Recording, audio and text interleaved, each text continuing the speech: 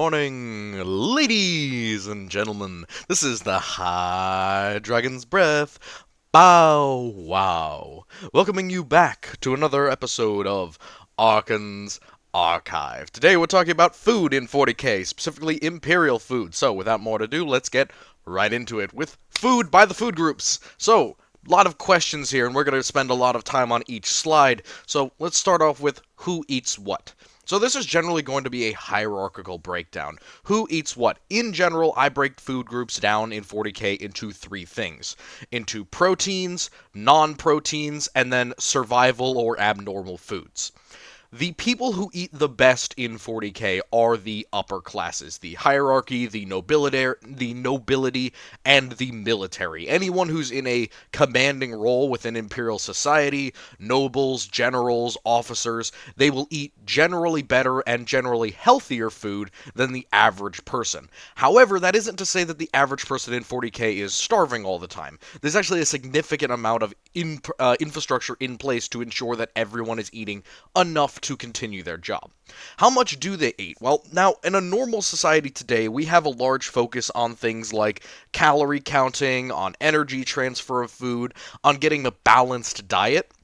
Now, in 40k, there's a lot less emphasis on things like balanced diet, mostly because the humanity that 40k is dealing with is very different from the humanity that we deal with on Earth. We know exactly what the average human needs based on weight, based on their genetics, based on, say, any abnormal dietary restrictions that they may have. In 40k, there's a lot less emphasis on that, and they really are a different species of people almost in terms of what they need to intake. So, how much do they eat? Generally, I would say that there's a large emphasis on high calorie density foods, so high energy foods, carbohydrates, and sugars. However, things like protein are going to be relatively common because there's a lot of physical labor jobs within the Imperium. So in a world where you're not necessarily going to be eating a whole lot of food, it will be very calorie dense and very importantly carb dense. So you're going to see a lot of meats and breads and the occasional vegetable mixed in. The other thing about this that's kind of important is the Imperium really likes to mix and match food groups, and especially to enrich or enhance certain food stuffs so that there isn't any calorie or nutrient deficiencies within the population. For example, the immediate reaction to a meat and bread diet, or a mostly bread and then some meat diet is, well, what about fiber? What about material fibers? What about nutrients? What about metals that you need to intake?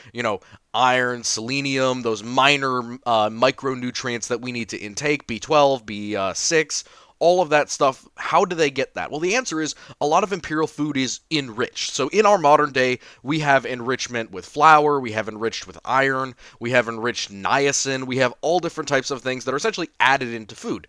Now in the Imperium, it's not like this is added into everything. There are actually certain foods that are rarely given out that are more survival foods or more filler-up foods that have a very heavy dose of these nutrients within them. Now it's not a perfect transfer, obviously. It's human digestion. It has a lot of restrictions, but humans in the Imperium tend to be very hardy and durable in comparison to humans in our modern day. So I would say that the average person is going to be eating a little bit under 1,800 calories a day, and they'll usually be eating it in one or two large meals. Usually one in the mid-morning, probably something in the terms of like an early lunch, and then there's probably a noonday meal or an afternoon dinner type meal. And that's just things that are provided to everyone as essentially a universal provision as long as you're working. So roughly 1,800 calories, but obviously there's going to be options to increase that. Food is something that the Imperial Society can provide pretty easily for a lot of reasons. So, where does it come from? Generally, food in the Imperium comes from one of two places. It's either produced on an agri-world, so planets that are particularly designed, made, and have the penchant in terms of their environment to make tons and tons and tons of food relatively cheaply and relatively consistently. Now, this could do with their climate. It could do, in some cases, with whatever local foodstuffs exist. For example, if a planet already had a very profitable crop and they became part of the Imperium, they would then sell that crop to the Imperium and they would become a de facto agri-world because they already have a local produce system that they can then use to expand into the rest of the Imperium. However, there is another type, and that type is local production of food. Now, we don't hear about this a lot because, let's be honest, it doesn't actually feed a huge portion of the population every single day. However, people that keep small amounts of livestock on things like civilized worlds, hives that have small versions of food production, whether it's lichen, moss production, algae, renewable farming, underwater fish farming, any number of things, those will be on a local world, and even though they might not produce enough food to feed the entire billion or so population, it will be feeding some of them. And of course, this can be a private enterprise. If I own a large building and I decide to turn it into a semi-solar farm, and I create that and I irrigate it correctly and legally, I can actually produce food on the local world. And if I'm on a hive world, I can help out when there are times of famine. I can help out by selling local things at a restaurant that maybe I own or at a stall that I own. So it is not illegal to try and get some food security by producing on the local world, and sometimes it is an official measure. Matter of fact, a lot of hives will keep emergency growing supplies or emergency food supplies on their planet, but we'll talk about that at the very end of the video. What is the quality? Well, as you might imagine, due to the fact that Imperial humans are very durable and relatively, we would call them wretched in the modern day, but in terms of the Imperium, we call them durable, or, resistant to stress and anxiety. And the result of that is that a lot of them are not eating the best quality food, especially local food supplies that aren't provided by the Administratum or by the local world. Vendors, street vendors, all that local foodstuffs, it's going to be of lower quality. There's going to be less health conscious things. The Food and Drug Administration equivalent on most worlds is not going to be a very robust system, so it's going to be a lot less safe. However, the Imperial Constitution, so to speak, is pretty resistant to things like food poisoning. They're pretty resistant to things like getting foodborne bacteria, salmonella, parasites. They generally won't really worry about it because, like I said, it's a very different person, the Imperial civilian, as opposed to the average human on Earth. They've had thousands of years of evolution living in tiny, crowded environments with significantly lower levels of freedom, movement, exercise, and quality of food than we do. So, in general, it ranges from very, very low quality to the upper 1%, that nobility having literal, multiple course, extremely high grade, 5-star Michelin chef food prepared for them every single day, and they probably don't even eat all of that. And then finally, how do they pay for it? Well, there's two different ways that they pay for it. Generally, food, as I said, is part of the tithe. It comes from an agri-world, and that agri-world is supported by the Imperium because they provide this service of bringing food to other worlds. However, do they have to pay for it at the local level? Does a regular civilian who might work in a factory or who might work at a mine, does he have to pay out of pocket to get his rations from the state or his food from his workplace? Because quite often it is actually provided by a workplace. For example, there will be, like a company building that creates and then distributes food to its workers. I don't think they pay for that. And the majority of the time that's the case. They do not pay for that. If they are laboring, if they are working, generally, especially on a high density population world, at least one meal a day, maybe that 1,000-calorie meal, is going to be provided by your workplace or will be provided free out of something like a soup kitchen or out of something like a community dinner. And this could be something that is organized, that is disorganized, that is part of taxes, that is very heavily regulated or not very regulated. For example, a heavily regulated, stratified hive world that has very, very strong ties to its industry and nobility, they're going to have a regimented portion that everybody gets as long as they've been at work for X hours. And that's not to say that they're not earning money by working. That is a thing that you can do as well. You can work either longer hours or you can just get paid a stipend from work on a yearly basis, on a daily basis, or on a weekly basis, and that doesn't go to food. There is a meal provided for you. Again, it's not enough to necessarily live on. 1,000 calories a day in pretty much grains and starches is not going to be enough to keep someone alive indefinitely, especially if they're doing heavy manual labor. However, this meal is going to make up more than half of the calories that the average Imperial worker is having during the day. And this is where a lot of the issues with starvation comes in, is if the planet can't provide that, they might not be able to provide for everyone to eat on a consistent basis, and that's when you get food riots. So sometimes it's provided at your work, and then there are other times where there's actual soup kitchens, where you line up and a servitor or a group of administratum staff or drones, they check everyone's ID, you go through a line, and they provide you with your food. You have a bowl, they fill it up with gruel or bread or some sort of mush or an actual meal in some cases, a sandwich, a bagged lunch, something of that nature, and it's 1,000 calories roughly with all this fortified and enriched things that they know that you need to survive. Then, on the other half, you have food that you actually have to pay for. Anything imported, any vendor food, local restaurants, and to a degree, local street food are all going to be something that you pay out of pocket for. Are Imperial citizens very wealthy? Not generally. There are some people who work better jobs that need more skill and high qualities of training and education. Those people are going to have a lot more money to play with. They might be even on the level of like mid-spire individuals in terms of private income. Obviously, there are banks and ways to store money safely within the Imperium. Usually, these are overseen by the Administratum.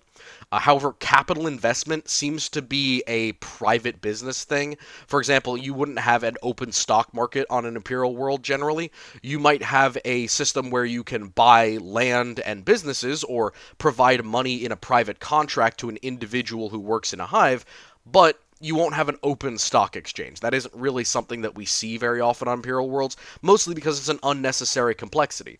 There's no other economy that we're competing with on our own world, generally, unless there are multiple city-states, in which case they might have a local version of this. But in many cases, we're all working towards the same goal, which is paying off the tithe. So why compete with a stock market? You might as well just have all of these be private individual contracts, because there is an overarching one world government in terms of the Administratum that can ensure that all contracts are relatively basic and that they can be enforced. So nobody gets screwed out of a business deal because there's no overarching government. There is one. It's called the Administratum.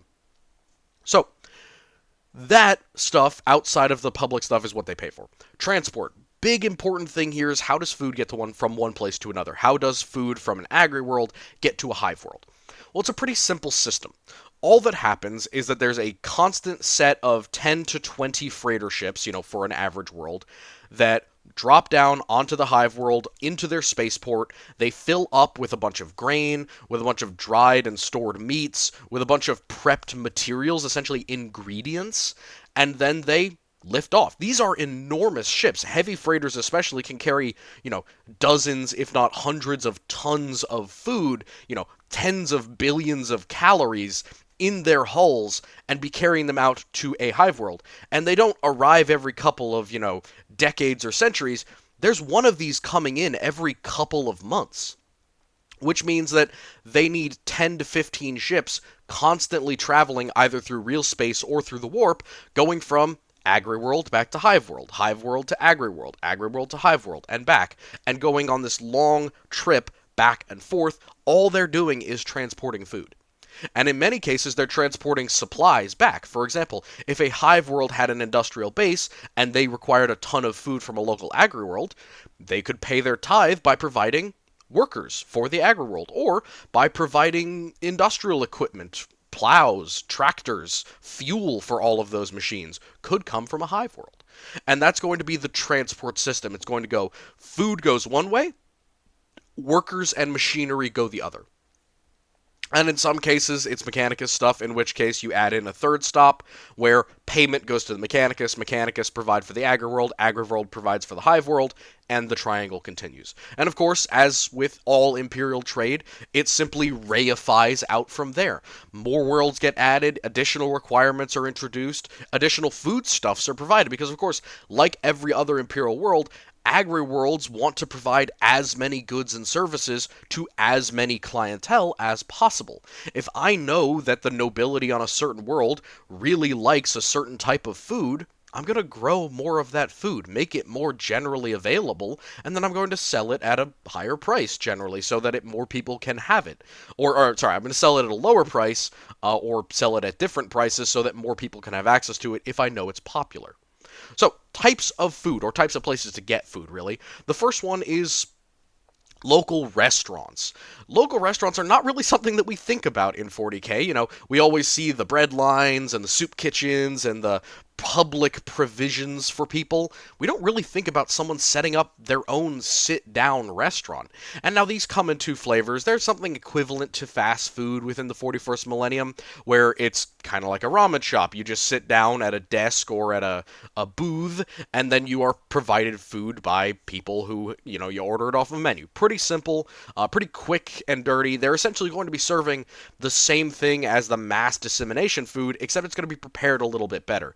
Instead of a nasty mix of gruel and stew that is kind of gray and inedible, it has chunks of mystery meat, it's going to be something fried in oil. It's going to be something maybe baked or cooked. Maybe it has some bread along with it, some sides. Fish and chips, that's the kind of thing. Instead of having a fish stew with a stick of bread next to it from the local soup kitchen, I could be provided fish and chips.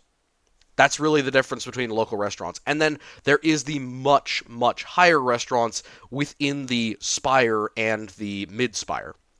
Now, within the Spire, these are going to be things that provide individual, independent eating experiences for very wealthy people. You can see this gentleman over here, this nobleman here. He's probably experiencing exactly what I'm talking about. He's got a servitor literally feeding him. He's getting all types of local specialty dishes and foods of various types. This is probably more food than he can actually eat himself, but he's going for the experience. He's going because this is great food provided and made for him basically privately, and it's a way to entertain guests. It's a way to do diplomatic dinners, all that kind of stuff. And then there's one step between those two, and that's what we would consider something like a 5-star Michelin restaurant. It's a nice, low, dusky room with some nice private music playing. Everybody's sitting around nice tables with tablecloths. They're in their finery. These are going to be people who are lower spire nobles meeting with mid-spire nobles and up-and-coming people who are private entrepreneurs. Now, the food there is going to be what we would really consider like nice restaurant food. It might be made of the same constitutional parts as the local street food or even as the lower class restaurants, but it's going to be prepared with more class by people who are more professional. And the other thing is, there's going to be a lot of luxury, opulence, and beauty in these places. And it's really a difference between the kind of underhive or mid-hive squalor, the skirt squalor of, local food chain restaurants, and those upper private rooms. It's going to be a beautiful little mid spot. So the next time that you're out at something like a Brazilian steakhouse, you could imagine that that is something very similar to what one of these local restaurants might look like in the mid-spire. The next type is local street food, and this is one of my absolute favorites because it's one that we have great examples of within the 41st millennium. And a lot of it's fried food. Like I have to go out and say a lot of it is just meat and bread fried together. And that's really a lot of them, and it's, some of it's pastry, some of it's ground up like sausage, but local street food is going to be the exact opposite of private. Instead of going into a building, it's essentially going to be a ramshackle or relatively free-built wooden or stone structure that is built up in the street within the hive, or it's built on a corner or in a square within a hive city. And it will literally just be a straight advertising board, a small gas burner that a person has set up privately, and a bunch of food. And it's going to be a lot of things that are of lower quality, maybe meat scraps, maybe somebody saves up a lot of food from like a hunting trade or from something else, and they sell it as local street food. It's cheap, incredibly cheap, and it can be a lot of calories in a person's daily meal. For example, if I go to work in the Imperium, and I work in a mine, and I go at 6 in the morning, I start work, and I haven't eaten anything yet. Maybe I've had a cup of coffee and maybe a bite of whatever I had last night for dinner. And I go and I work for almost 12 hours with a break in the middle. The break in the middle, I eat my public ration, which is essentially 1,000 calories of bread, water, and some thin Nutri-Gruel or something like that. I'm going to be hungry by 7 p.m. when I get home and when somebody gets onto my next shift. I'm going to be hungry. So I'm going to go and walk down the street where I live, and instead of going and trying to beg for more food, instead of trying to buy something from a restaurant, or instead of trying to buy something from a food distributor, which of course those mass dissemination places, you can also buy extra food from there most likely, I might stop at a stall nearby to my house where somebody that I know their wife might work. And I'm going to go and I'm going to pay out of pocket, a couple of thrones or a couple of local currency in order to get the other 800 to 1,000 calories that I need for the day. And it's not going to be healthy food. It's not going to be vegetables and pulses and tubers prepared elegantly and cleanly. No, it's going to be like a fried hot dog bun, or it's going to be something like a mass of, thick, hearty stew or something like that with some grains stuck in it. That's not unreasonable for local street food, and it's going to keep me alive and relatively satisfied as like a stick-to-my-ribs solution for my evening meal. And of course, that has a double advantage. It's going to cost me less than getting something clean and simplistic like ingredients from the mass dissemination place, but it's also prepared by somebody in my local community, somebody that I know. Maybe this is someone who can't work. Maybe this is somebody who I know. Maybe it's a family member or a family friend. We all live in the same hab block, so of course I know Jeb, who works down on the corner. His wife is over there with her street food cart, and I know Jeb because we used to work together in the mines, and then his leg broke. I'm going to try and support him by paying money to his wife, so I get cheap food, and they get to eat from the mass dissemination place. It's a very community-building thing, the idea of local street food. Now, that doesn't mean that it's all good. Some of this is definitely like rat meat or stuff taken out of other people's food. There's occasions where it's even human flesh. But if you're not worried about it and it's doing a good thing for the community, often it's completely allowed. So, last one, and kind of the most important one other than imported foods, is mass dissemination of food. And I have to talk first about hive communications and the public PA system within a hive. Now, there are two different ways that information gets out within a hive. You're either told directly from a system of command, aka the planetary governor says something. The planetary governor has a representative that goes down to a noble house or to all the noble houses and says the planetary governor said something. Then all the noble houses inform all of their people. All of those people go down to the lower classes in the lower levels of the hive, and they declare it publicly using, megaphones, speakers, long writs, whatever it is, and that's how information gets out, literally through public dissemination. Everybody is getting the information secondhand from another person's mouth. That's a little bit less common than the PA system. Now, the PA system within a hive is pretty simple.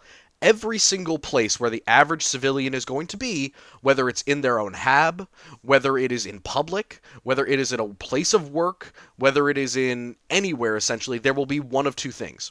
There will either be a large speaker that is set up like a big megaphone and is hooked into the hive's actual communication network, and it can be used to broadcast information just in public, resounding like alarms or information or chiming the hour or anything of that nature. And information can get out that way. The second way is a little bit more complicated, but it could be used at a lot of different places for a lot of different reasons, and that's the PA screen. The PA screen is very simple. It's basically a TV. It's a data slate where it's hooked into a wall. It's recessed into a wall. Sometimes it'll have bulletproof glass over it or something like that. And it not only has a speaker to talk to you, to give you information, but it also has a screen so that you can see the planetary governor giving a speech, so that you can see the glorious forces of the Imperium fighting against the alien threat. It is literally a propaganda screen.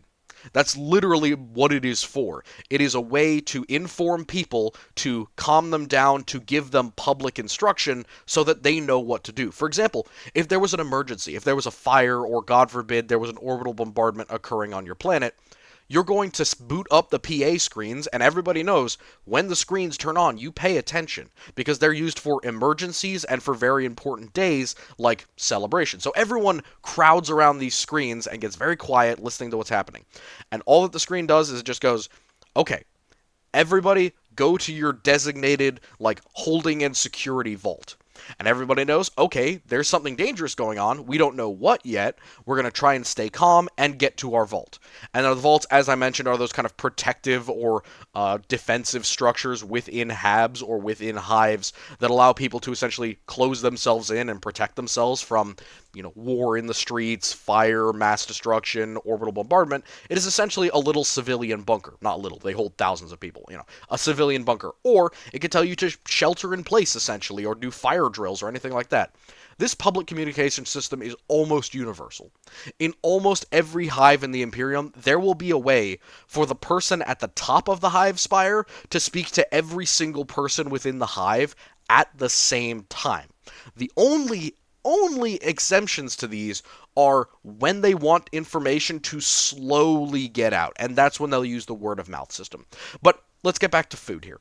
Mass dissemination of food is that public provision, that 1,000 calorie meal, laced with a bunch of nutrients and minerals that the body needs, usually, and pretty heavy on the carbs that is provided to the average Imperial citizen. Now, sometimes it's just something like a big loaf of bread. 1,000 calories worth of bread and some thin nutrient broth or gruel that has been cooked with some meat. And that is very low in protein. The only thing that has protein in there is there might be some extra protein in the bread, and of course there's going to be proteins in your soup or in your broth. But it's kind of lacking in a lot of situations, so this is not expected to be all the food that you get. Now, this will often be those public food kitchens, maybe storages. They'll usually be refilled out of the starport. But the other thing is, they also sell ingredients like a grocery store in our modern day.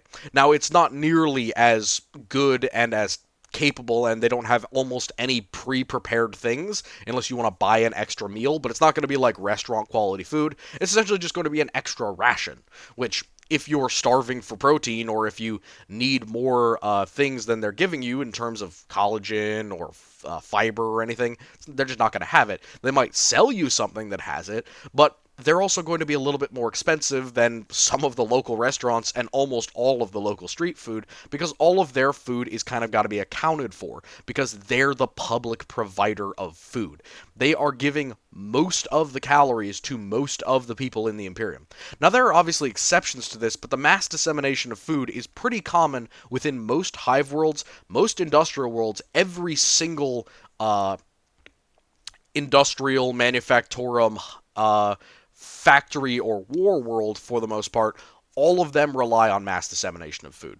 And sometimes it's really integral to how they work. Sometimes if there's no mass dissemination of food, there will be riots. There will be food riots. There will be violence. If the quality of the food goes down for any reason, there can be riots and violence because I can't feed my children, I can't feed my family. And of course, this is not always an individual thing. You think of long lines of people lining up. It might be that if I have a family of 4, me, my missus, and 2 kids, we might be provided, I might be given a basket of goods to go home with, or my family might have to come out and everybody goes to the local food vending station and we get fed there. Obviously, they check who does this. Either there's a visual recognition by servitors, or there is actual cards and ID systems in order to put in place so that nobody can essentially scam the food dissemination system.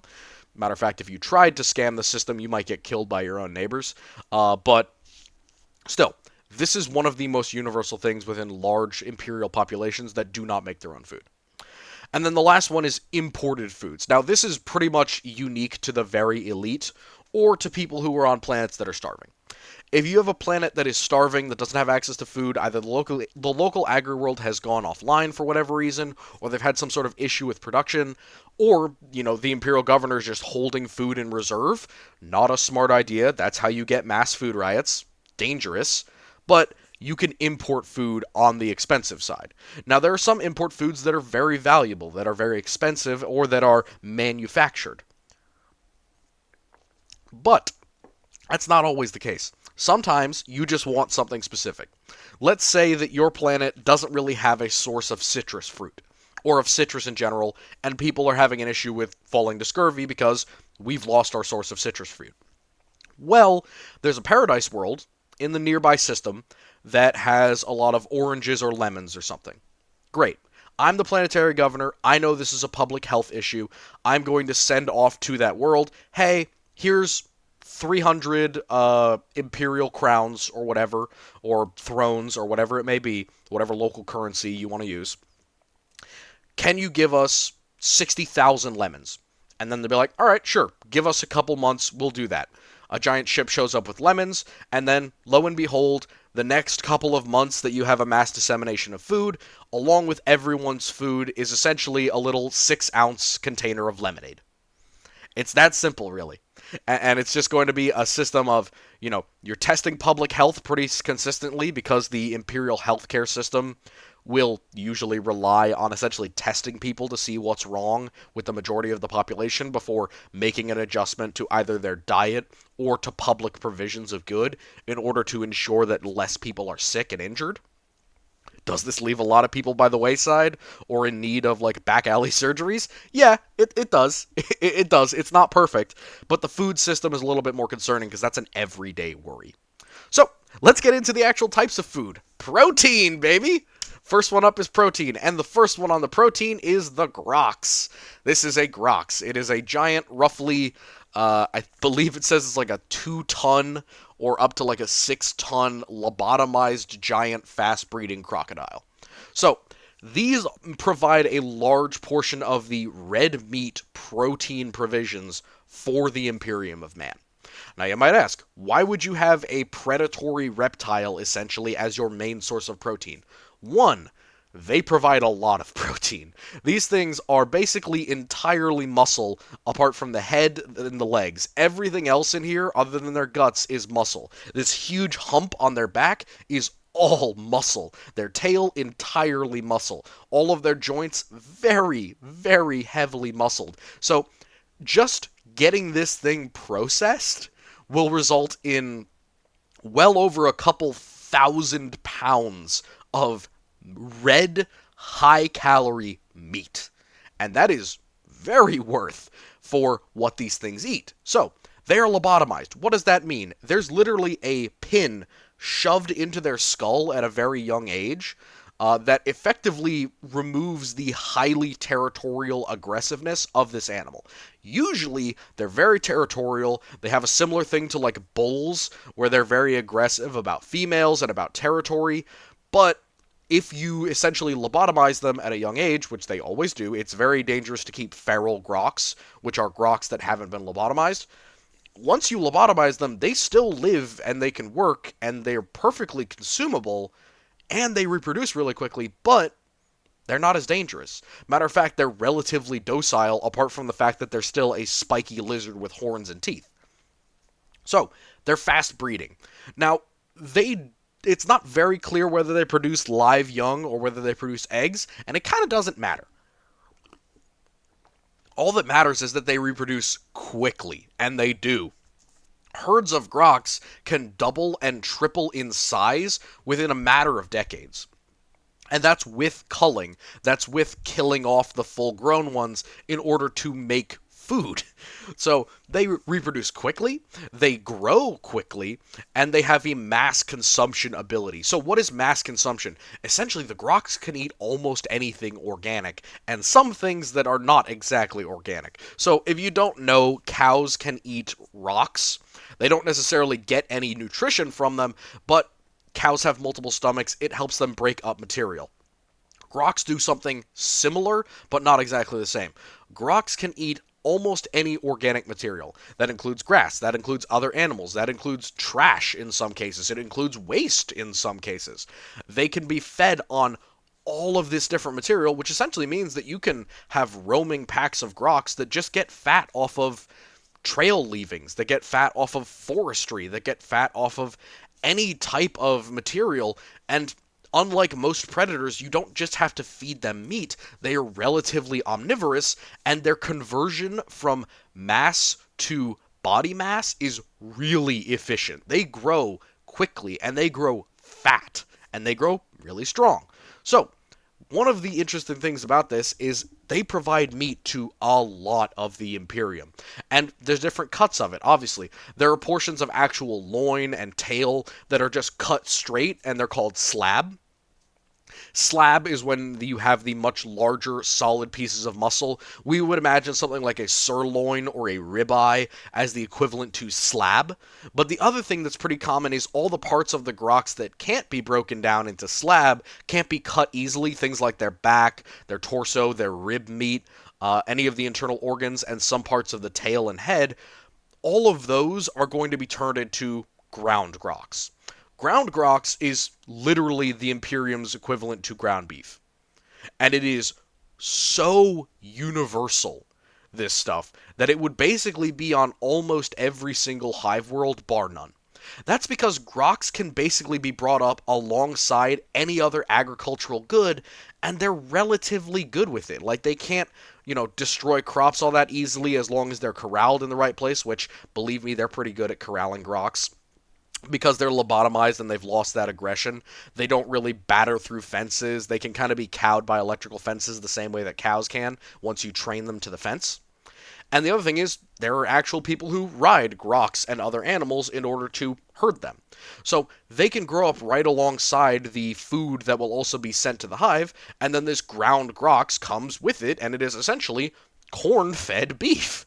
And it is a very red meat, but it is relatively fatty. So it can be used in a lot of different foods. So, the next one, and one that the Imperium doesn't talk about a lot, but it's one that I really like as an idea because it's really easy to do. Farmed fish, natural fish, and underwater consumers and recyclers. So, deep underwater consumers and recyclers. Farmed fish are pretty simple. There will be an open air run on an agri-world that essentially provides an area for fish to grow and spawn and live. Now, it's similar to these ones here where you've got them corralled in a certain area, but they're still moving and consuming a lot of high calorie dense food in order to grow them to a large size quickly enough, and then they reproduce, spawn, you take them out, you cut, clean, dry them, and send them off. That's the industrial side of things. The other side is natural fish. And you might say, why would you ever use natural fish in the Imperium? Answer, we're in space with an infinite amount of worlds that have an infinite amount of biodiversity. There's a lot of fucking fish.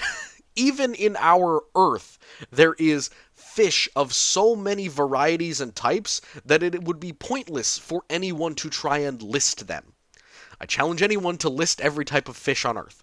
So, natural fish can come with a lot of upsides. One, there are fish that are very oily and might be harvested for that oil. There are also fish that are very large.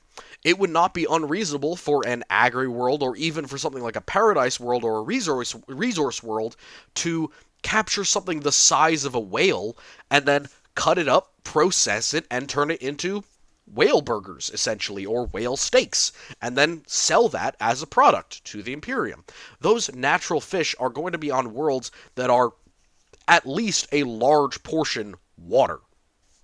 And these animals are able to grow naturally at a speed and at a size that would allow them to be a very useful commodity for a very long period of time.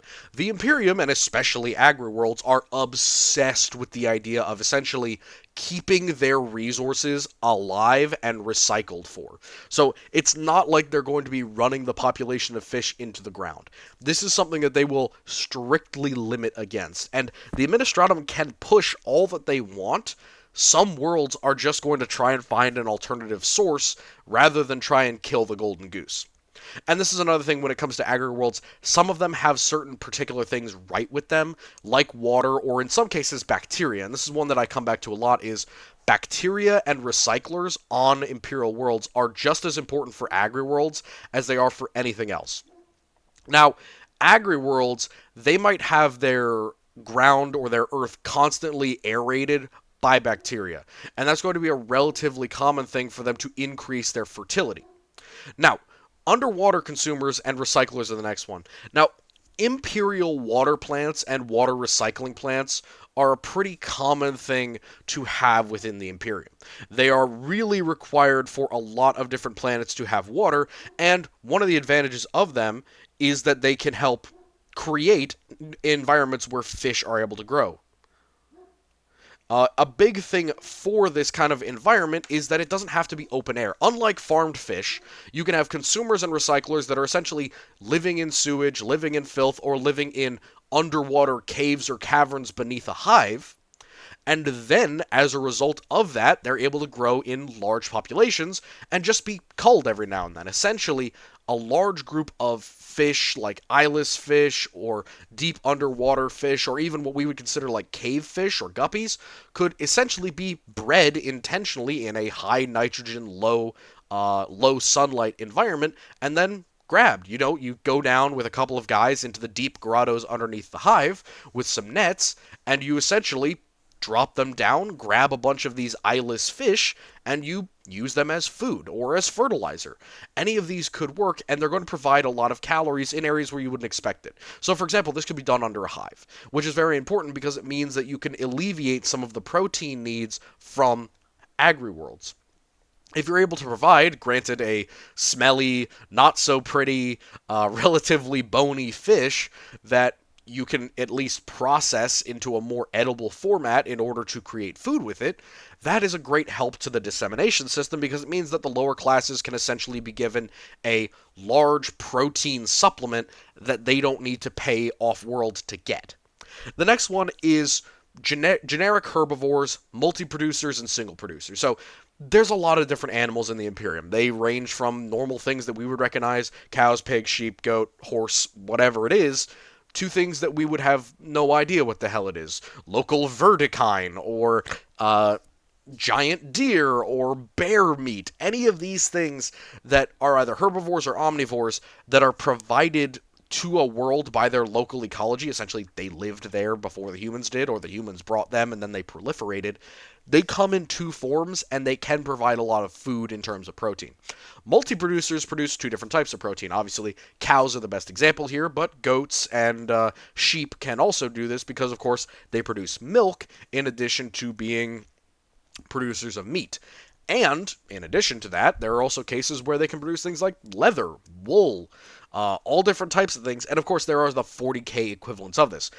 It could be a spider that produces silk, and then we also butcher it for meat, like it's a giant crab. It could be a crab or a bivalve or something like that that lives in low water estuaries on our planet because we're on a swampy world and we collect it, and it produces both pearls that we sell off world and it produces meat for our local population. Those are multi-producers. Single producers are a lot more basic. You have an animal, even it could be something unusual like an insect, or it could be something like pigs where it's just we kill it, we cook it, we eat it, it provides 90 calories, and most of it is protein.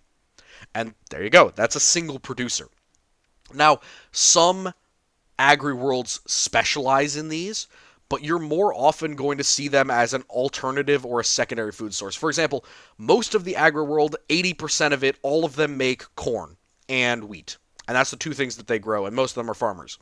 Then let's say an extra 10% of that is like administratum, staff, and police. The last 10% are going to be hunters, alternative producers, and hybrid farmers.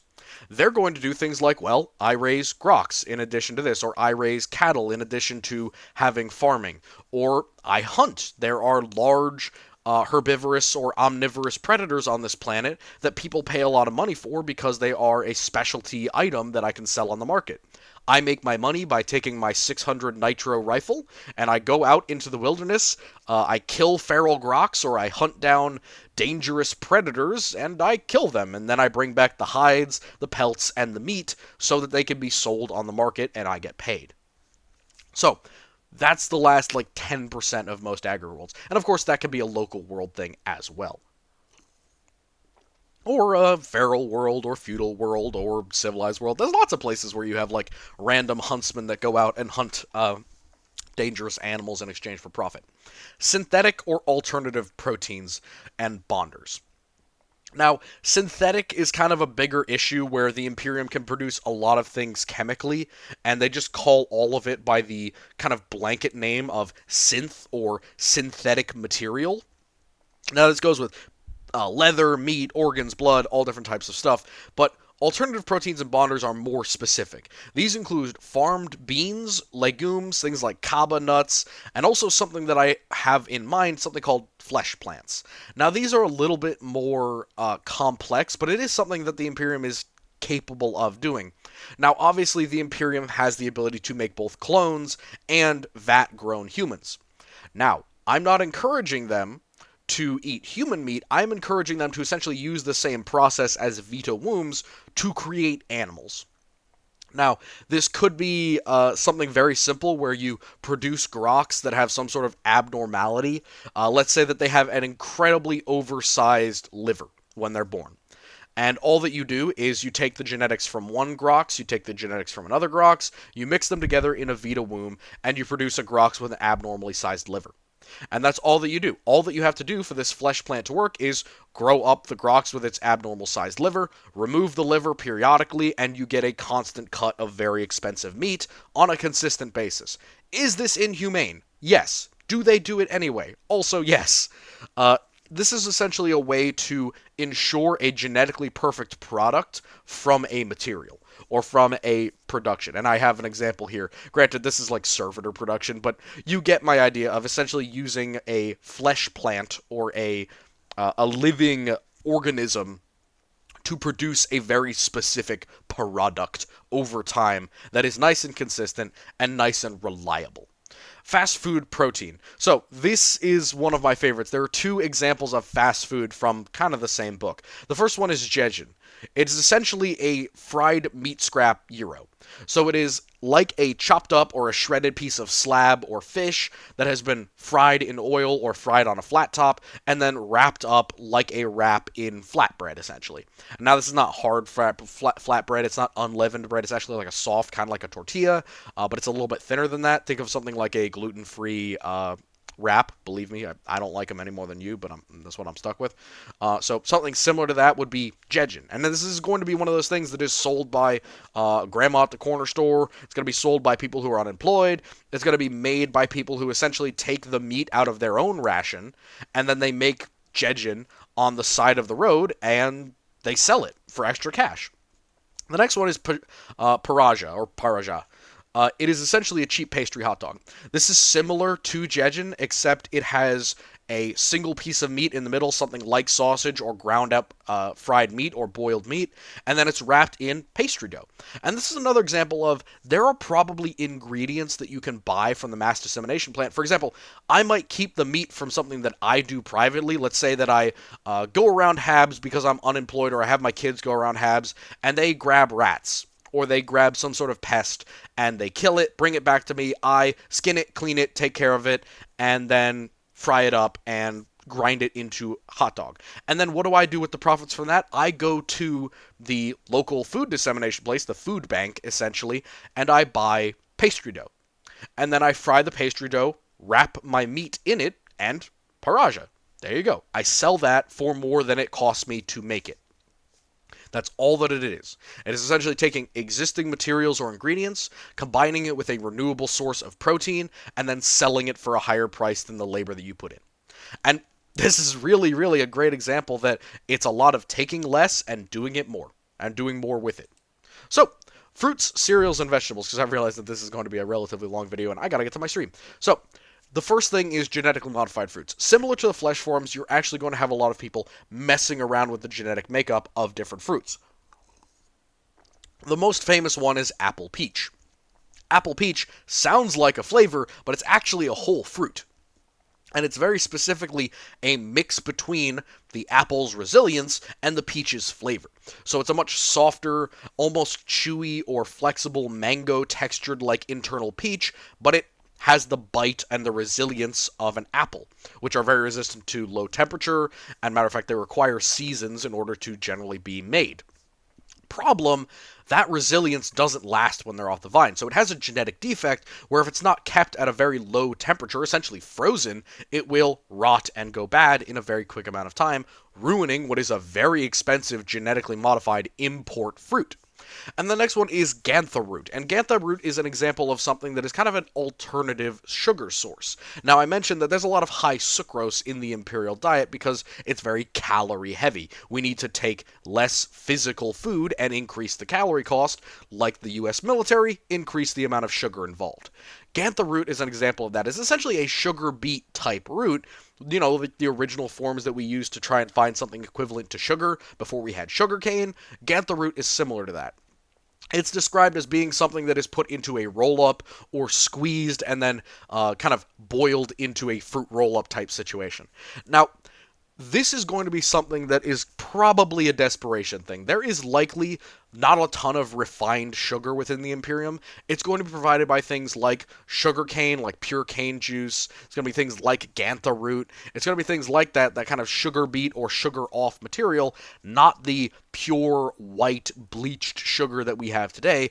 It could even be something like molasses, like we had back in the day for production. Now, that's going to be a very complicated subject, how you get sugar in the Imperium, but this is just an example. Fruit sugars, fructose, are going to be, fructose and sucrose are going to be relatively commonly added to other materials or made into their own things like gantha fruit roll-ups. The next one is vegetables. The big one, corn. Corn, baby. Corn is everywhere. Everybody be eating corn. It's a lot of cornmeal, corn bread, corn material, corn oil, corn sugars. All of this, all these enzymes of corn and various versions of corn are produced for two reasons. One, it's relatively easy to harvest. It's very easy to travel. It doesn't really go bad all that much. You can make Indian corn, dry corn. You can grind it up into flour. All different types of stuff allows you to have a high sugar vegetable that has a lot of fiber in it into the Imperial diet. Not to mention the fact that you can make corn syrup, corn oil, ethanol. All of these things result in a lot of agri-worlds that produce one of two big things. They'll either produce a cereal or corn, or a cereal and corn. So, look out for corn. It's everywhere. Starch potatoes, roots, tubers, and pulses. These are going to be commonly made on worlds that are essentially going to try and be nitrogen fixing. They're going to be in areas where it wouldn't be okay to have arable land for corn and cereals. Where you don't have that, where you don't have like these tiers or terraces or wide open fields where you might have swamps, bad land, overworked territory, or just rocky terrain, pulses, potatoes, roots, tubers, all of those starchy things are going to be grown there. Because if you have something that is like a large tree, and it produces a pithy root that can provide you with a lot of starch and a lot of calories, even if it doesn't taste good, which a lot of them don't. If you want to know something like cassava, I'm a big fan of cassava and of masa as well, masa harina, but sorry, not masa harina, but like masa cassava and that kind of stuff. The ground up roots of different trees and tubers and pulses, creating kind of a squishy dough almost that you can eat. It may not be great to eat. Most people don't like the flavor, but it's very calorie dense. And the other thing is, potatoes and a lot of roots, they have a ton of minerals and nutrients in them that can provide for the Imperial diet. So even if it doesn't taste good, you might be forced to eat it because it's very calorie dense, it's very good in terms of nutrients, it might be what's on the menu on a lot of hive worlds. Processable cereals. Now, of course, corn is processed, but cereals including wheats, and the big ones here are breads. Now, carbo loaf, carb, and carb bars are the big ones here. Carbo loaf, or carb loaf, or just carb, is usually going to be bread. Now, it can range between something like what we would see as like brown bread or hardtack. A lot of the times it's going to be thick hardtack or dry hardtack or flatbreads, mostly for travel and retaining of, freshness purposes. Hardtack doesn't really go bad. it kind of goes bad after a really long time, but it can last a long time, a couple of years, as long as it's stored correctly. And that's one of the reasons why carbo loaf or carb is going to be on that hardtack side. Obviously, bread is a thing, wraps are a thing, even something like tortilla might be a thing, especially with street food, they might make that. And of course, you can just buy regular wheats, cereals, flour, for lack of a better word. But you'll also get more processed versions of it, like carb bars. Carb bars are pretty much a chewy granola bar. It's wheat or some other processed cereal, and then corn oil and sugar, and maybe some other things, maybe fruit, maybe another type of wheat or granola, and it will essentially just be a flat stick or disc that is stamped out with a big old stamper, and then provided as a snack, as a meal replacer. Now, these things are going to be heavily enriched, heavily enriched. As this is something provided usually by the local world, it's going to be have more iron, it's going to have niacin, nitrogen, it's going to have selenium, it's going to have all different types of stuff, and it's just going to be absolutely jam-packed with this, and in order to make it edible, in order to make it not taste like shit, essentially, they're going to douse the whole thing in sugar of some kind, some sort of sucrose, in order to increase the amount of calories that are in it, and to decrease the fact that it tastes absolutely terrible. One of the good examples of this is bread in a can. Bread in a can from back in the day would be a great example of carb loaf. Now, this is not the hardtack style of bread. This is an enhanced brown bread that has had a lot of the unnecessary rottable things taken out of it, like fats, like oils, like butter, and it's just been shoved into a can as an emergency or relief ration.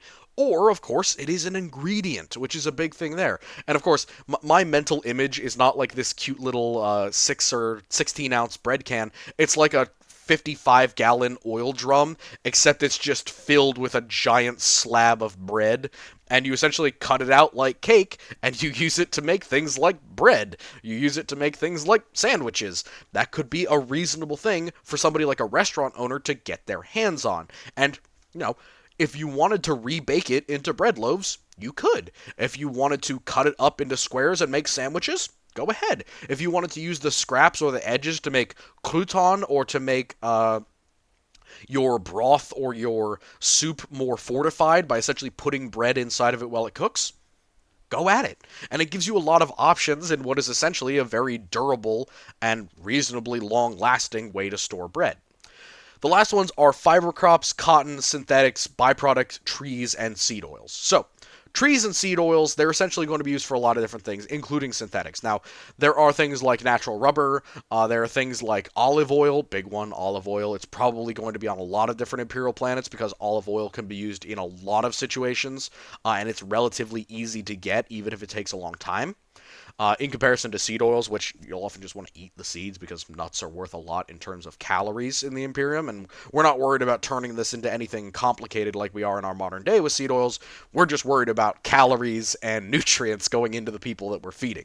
So a lot of times things are going to be cooked with olive oil, fried with olive oil, and fried with fat.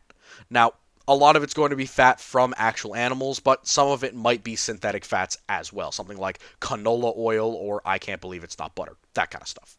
And then fiber and cotton crops are pretty self-explanatory. Cotton, relatively common within the Imperium.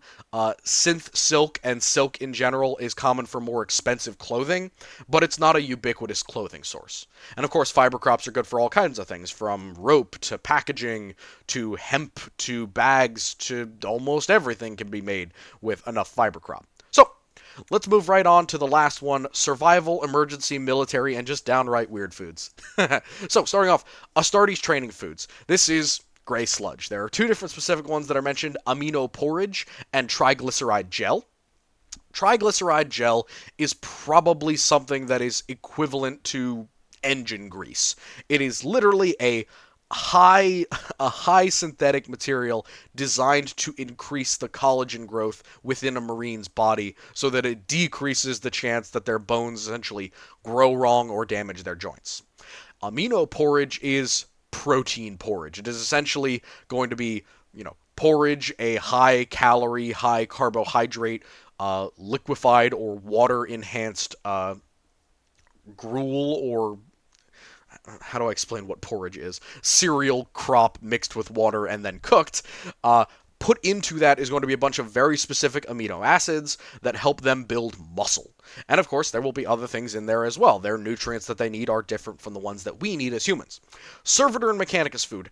Now, it's a little bit of a back and forth depending on how mechanical a servitor is, whether they need oil or some other fuel, but they all do need some amount of calories, including Skitarii and Mechanicus representatives. They may need fuel in addition to that, and some of the food that they eat might not be edible for people. So, Nutrient gruel is the big one for them. Now, this is for Marines in forms of like amino porridge, but it also works for Skitarii. They will be eating something the equivalent to Astartes amino porridge, except instead of having the amino acids added into it, it may have some sort of extra metal, material, or fuel for their internal or external systems. Now, that's more dominant with servitors because servitors often have literal engines inside of them that need oil and fuel in order to function, and all of that might go down the same hole. All of that, gasoline, oil, lubricant, and actual food that fuels their metabolism might go down the same feed hole. Whereas with Skitarii and Marines, they're going to be eating more actual food, and then possibly fueling up any parts of their physiology that need it differently or later in terms of Skitarii. And the last one is, can people eat nutrient gruel? I'm going to say I wouldn't risk it. I'm just going to say outright, I would not risk eating nutrient gruel. Here's the reason why. In certain servitors, it might be straight up mixed with things that are toxic to human beings. Now, with Astartes stuff, I wouldn't eat the triglyceride gel, because I think that that's dangerous for us in the same way that eating something like axle grease is dangerous for us. Some of that is downright toxic, and even though it might do what it's supposed to do in our bodies, it's doing it at such a high, LD50 ratio, it has such a high level chance to poison us or be toxic to us, it's probably not worth it. Same thing with servitor food. I think that sometimes they might bypass that whole feeding them via different methods and just put all of the oil and gas into their gruel before they eat it, in which case I would not want to drink gasoline. Just a personal thing. So, next one in. Corpse starch. I preach corpse starch is an emergency food only. A lot of reasons for this. One, biggest one, and the most disqualifying, is humans don't like eating other humans' meat. And I know that there are ways to safely consume human flesh. Don't do it, obviously. However, it's way more effort than it's worth. And people often ask, why? Humans are some of the most easily provided for. Well, one, there are actual rights around dead bodies in the Imperium. Once you die in the Imperium, your body isn't just up for the taking. There actually are burial rights, there are cemetery worlds that you can be taken to, all different types of things to provide for your corpse, essentially. You're not just left in the street to rot, especially if you're an actual member of society with a social security number and a job to go to the next day. These are an emergency food only. Why would you ever choose corpse starch over another way to provide minerals and protein to your population? In order to make corpse starch, you have to collect the bodies, you need to strip them of all goods and equipment, you need to clean them, you need to process them, which takes a very long amount of time and is very complicated and requires specialized skills in order to do. You need to ensure that that is healthy food that you're providing, and then you need to cook it at an incredibly high temperature, essentially ruining any of the flavor or taste that it may have had, in addition to essentially obliterating anything visibly human about it. And then you have to add in other additives, enhancements, and calorie inducers because, of course, you've burnt this stuff basically black and you've ruined a lot of the caloric intake that it had. It is an emergency food because why would you go through all of that process, all of that incredibly complex, unnecessary bullshit, when you can just buy from actual worlds that provide you way more bang for your buck? And, of course, corpse starch, if that's how you're feeding your population, that is a failing process because however many people die of starvation, you will get more corpse starch, yes, but it doesn't provide the correct amount of calories in order to get more people. Again, it will keep them alive for a short period of time, but you couldn't permanently feed your population on corpse starch. Eventually, more people will die than will be able to process it, and the stuff just doesn't provide enough calories to the average human for them to be able to work and produce more material, essentially. Now, this is a really big issue because a lot of people just think, haha, funny corpse starch eating dead humans. This is something that is going to be coming in at the very, very end of something like a siege or high starvation. Now, people are already shouting, I know, Necromunda provides a lot of its own food via corpse starch. Two reasons for that. One, they're a poorly run hive. They're a badly run hive, and they have shit control, and they have terrible food distribution systems, so corpse starch is a way for them to make up for that. Two, lots of death in Necromunda, and since they're so horribly overpopulated, they have a massive capital on human flesh. So Corpse starch is a way for them to keep their population alive and to stave off food insecurity for a little bit. That doesn't mean that they want to do it. They would want to move away from corpse starch as quickly as possible because it is not healthy for the population. It is not capable of sustaining them for a long period of time. And of course, it is barbaric. It is horrible to do this. These are still human beings that look at each other with some level of understanding that they're both human. Cannibalism is a looked down upon thing in human society for a very good reason. Not only does it make us sick, it is unethical. It is beyond unethical. And there's no real ethical way to do it unless there is starvation occurring. That's one of the few times where you'll see this, because food within the Imperium is relatively common, relatively cheap, and available. So the only reason to use corpse starch is emergency, siege, massive overpopulation, mass death, horrible emergencies, or God forbid, really, really bad food situations. So, for example, an entire hive is realizing that some of their food storage is contaminated. Uh-oh. Rather than losing 10 million people to starvation, let's switch over the processes that we already had for taking bodies out of our hive and transferring them to a cemetery world. Let's take that and secretly and quietly begin producing this new relief ration of corpse starch. So let's talk about relief rations, because that's the next one. Essentially, it's going to be raw ingredients that can be eaten as is or made into food. These are stable, dried, or frozen. Now, this could be something as simple as, like, dried corn kernels. You could theoretically crunch those up in your mouth and eat them, or you could swallow them and let your body digest them. But it would be easier to heat them up and make something similar to popcorn, or crush them into flour and produce bread, Johnny cakes, essentially. Relief rations are what the Imperium provides to a planet that's on a short notice emergency. Now, this is another reason why corpse starch isn't common, because relief rations exist. They can be made en masse in huge, huge numbers. Now, I talked about just carbs, but of course there is an easier way to do this with just dried fish or dried meat. Jerky, for lack of a better word, can be its own relief ration. And if they're well organized, they will be something like the Field Ration K-Unit dinner kit. It will be something that's like, here's a bar of carb, here's a stick of jerky that's like, at one point it was probably a Grox, or a piece of a Grox, and it's been dried out. And, this plus the little packet of sugar that we give you is 1,000 calories.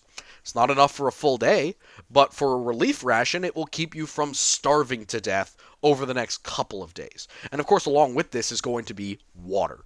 Now, some of these are actually dropped down onto cemetery worlds with bodies. Now, there's two reasons for this. One is, obviously people live on cemetery worlds, but they don't have a way to provide for their own food.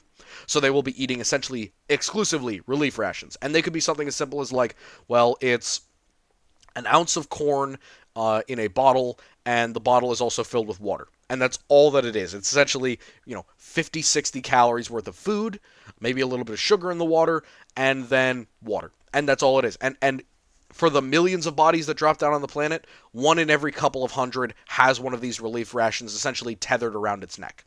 And that's what it is. It's kind of like pouring out libations for the dead, but it's done on cemetery worlds. And of course, this means that it can be done on any other world. If there are hives or underhives that are in severe struggle, they have food shortages or malnutrition epidemics, it would be normal for a population's leadership to just be like, all right, release some relief rations. You just have a bunch of dudes with wheelbarrows or armored cars that are filled with corn heads or with husks or with a bunch of flour, and all that they do is essentially toss out big bags or satchels of relief rations to people in an organized or disorganized manner. And of course, the other thing is you can release, huge amounts of water into the hive, maybe not safely, but you can do that in order to stem off dehydration and malnutrition. Because once those things set in, you can have severe dangers of mass death and, of course, disease, which are dangerous situations, which we want to avoid. The next one is Imperial Guard rations. Now, of course, there's the PX, which is just like a restaurant, like one of those local restaurants, but it's for the Imperial Guard. If you've ever been in the military, this would be the equivalent of your on-base food. Not the on-base food like the Chick-fil-A on base, but like the on-base food in the chow hall. Then there's a couple of specific ones that are very interesting. There's a consumable food paste, which is Nutrigel. Nutrigel I love because it's like nutrient gruel, but it's very specifically like a thick toothpaste like material that is brown or black, and you kind of spread it into your mouth and chew it up like that. It's almost like Vegemite, except it's a little bit less sticky. It's kind of dry. This stuff is probably straight up just a mix of essential vitamins, minerals, proteins, and probably molasses. Like, it probably is just molasses, yeast, nutrients, and metals and minerals that you just squirt into your mouth. And it is essentially a provision for if I've only eaten carb for the last like 6 days and I feel all gross and nasty because I've done nothing but consume carbs for days, because that's all that I have in my ration packs, I have a little squirt of Nutrigel, which can help pick me up. And of course, is that different than nutrient gruel? Yes, in my opinion, it is. Not only is nutrient gruel usually cheaper and usually assembled rather than being a product in and of itself, Nutrigel is an actual product. It's not a meal replacer, so to speak, but it's probably pretty high in calories. I'm not gonna lie. Considering that its binder is likely a sucrose of some kind, it probably is the equivalent of like eating frosting that's also combined with, your daily vitamins, essentially. I don't know. It really tickles me pink at the idea of essentially you're rolling up this toothpaste style tube and squeezing out your daily values worth of iron and proteins, essentially. The Nafar biscuit is another one. Again, there are probably different foods and different MREs essentially provided for the Imperial Guard by their home world. The Nafar biscuit is probably an example of that. This is likely a fried or a honeyed bread or carb that is provided for the Imperial Guardsmen. If you can imagine something similar to a mooncake that the Chinese make for Chinese New Year, it would be something similar to that. So tough, durable, made of something like hardtack for durability, but it is made with a lot of sugar and made with probably some internals that are more vulnerable to rot in exchange for being much higher in calories and probably a lot tastier. Speaking of not so tasty, we get poor rations, which include Krieg rations, Krieg relief rations, and cheap rations. Now, the field ration, the K kit, is a good example of this. It's just going to be a lot of carbohydrates, a lot of raw sugar, and some cheap processed cheeses or pemmican or something of that type. Now, these poor rations might be something that the guardsmen have in the field. They will likely have worse rations when they're not at the PX or on base where they can get their own rations from home. They're likely going to have cheap Munitorum or Administratum rations. These are only a few steps above relief rations. And they're going to be more focused on being what you need to do in order to survive in the field than they are on how do we make you feel better about being in the field. Because, modern MREs are made with a lot of considerations on how to make you feel better, how to be stress relieving, how to be tasty. The Munitorum doesn't care much about that for the Imperial Guard. You're not supposed to stay in the field for years and years at a time, or even months at a time, without having access to some logistical network. So a lot of these poor rations that they're going to be carrying with them are going to be things like carb bars. They're going to be things like very thin pieces of slab or of ground meat that's been pre-cooked and put into a tin. World War I type of rations. The last one that I need to talk about is the next video that we're going to talk about, and the last two. So, algae and renewable farms. This is something that I talked about at the start of the video, but I'm going to go into again. Algae is something that's relatively common within the Imperium. It is again, like a greenish, waterborne plant that is made in order to be a vegetable that can be grown essentially anywhere. It is definitely a struggle food, but it's high in iron, high in nitrogen. It's usually used to process water in some cases, and then it's sold as a food, but it needs a lot of processing and a lot of assistance to essentially make a saltwater plant edible. And then that goes into renewable farms. That was what I was talking about when you replace one thing, swap it out with another animal, and process it into another type of food, and you keep doing that over and over and over again. Algae is one way to do that, where you have fish or you have some other animal that eats the algae, and the algae gets reproduced infinitely because all it needs is water and sunlight, and then the animals feed off of it. And you can do this underneath a hive, you can do this on a fortress world, but it is horrible. The algae tastes like shit. And I don't really feel like anyone would do this voluntarily because it is beyond a struggle food. Like, I put eating algae at the same level as eating corpse starch, and that's why the Kriegers eat both. The Krieger diet, the Krieger rations, includes algae from renewable underground farms on Krieg and corpse starch.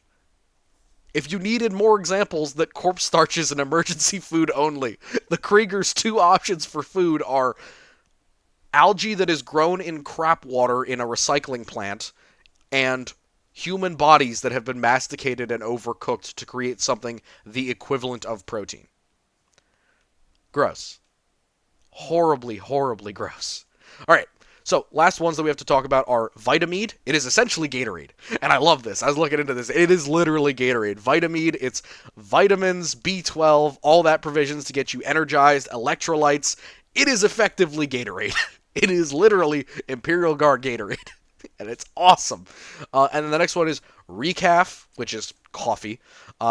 Coffee in 40k has a lot of different things. There are some synthetic recafs that are equivalent of like instant coffee, and then there's actual ground coffee, and then there are coffee pucks, like back in the day we used to have tea, all types of things like that. And then, of course, tea. Tea is, British game. No wonder there's tea involved.